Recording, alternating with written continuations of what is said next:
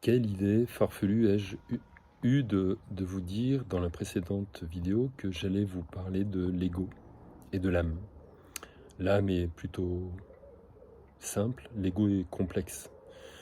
Donc si je devais simplifier les choses et vous donner suffisamment d'informations, malgré que vous ayez tous peut-être une idée particulière de qu'est-ce l'ego et bien sûr qu'est-ce l'âme, l'âme pour moi est l'élan premier.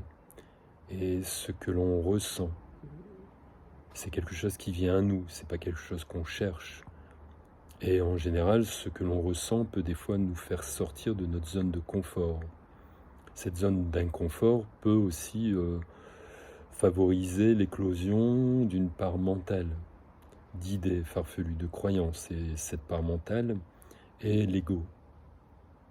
Cet ego est souvent contradictoire. Il peut être aussi et très souvent en opposition avec ce que l'on ressent. J'ai envie de danser est un élan.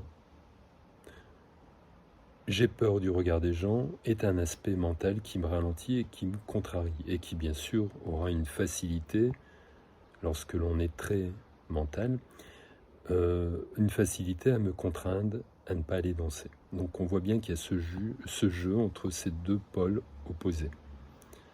Mon existence sera de comprendre que cet aspect mental, ce contenant mental, cette forme de pensée, provient de la triade, de tout mon héritage en relation avec mes parents. Et sachant également que durant toute cette première grande partie de ma vie, instrumentée par la triade, mon mental a toujours été au devant de la scène de ma vie. Donc toute mon existence sera un travail de conscientisation pour amener progressivement à remettre au devant la scène de ma vie toute cette sensibilité, tous ces élans qui proviennent de mon âme.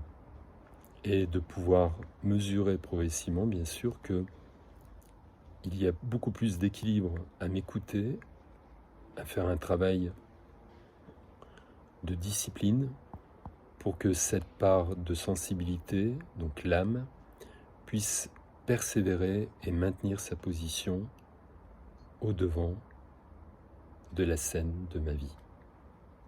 Je vous remercie, à bientôt.